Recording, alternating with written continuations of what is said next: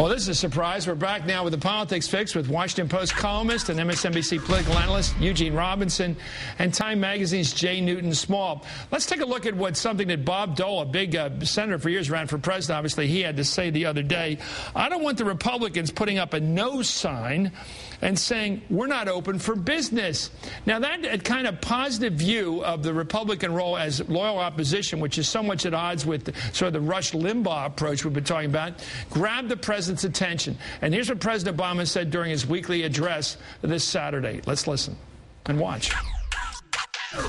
And earlier this week, Governor Arnold Schwarzenegger of California and New York City Mayor Michael Bloomberg came out in support of reform, joining two former Republican Senate Majority Leaders, Bob Dole and Dr. Bill Frist, himself a cardiac surgeon. These distinguished leaders understand that health insurance reform isn't a Democratic issue or a Republican issue, but an American issue that demands a solution.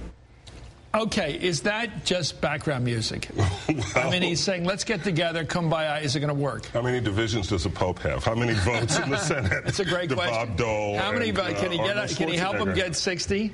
Well, you know, one would hope that. Will that help Susan Collins? Let's get down to it. Will that help a Susan Collins join? Cover to a Susan Collins or an Olympia Snow who might be thinking about taking the plunge. But more importantly, it gives cover to all of those Democrats if they have to go alone on this, and they can say, well, you know, the Republicans and you know who are. You're so smart. You mean even those moderate and conservative Democrats from the South and the Midwest who are scared to death to put their name on this consent, they can go home to their districts and say, hey, look, Frist is for it, Dole's for it, exactly. Schwarzenegger's for it. Republicans aren't totally unified in their opposition. There's all these great big Republicans on it. Too bad none of them can vote. she allowed. Do you think, let's get down to the reality. I've always been a believer that in the end, the Senate is the Senate. And it may have the new Senate, the aspect of everybody for himself, but there's going to be a center somewhere. Do you think, in the end, the moderate and conservative Democrats and a couple moderate Republicans who are left on that side of the aisle are going to unite and do this? Oh, I think they will. I think they will. I think that in the end, a bill will get through the Senate and something like the Baucus bill, and they'll have to work out the semantics. So we'll begin to see that progress tomorrow when they pass the Baucus bill to committee. Right, and if I'm wrong, then we won't begin to see that progress tomorrow. Jay, do you think some of the people will pretend they're not for it, like play hard to get?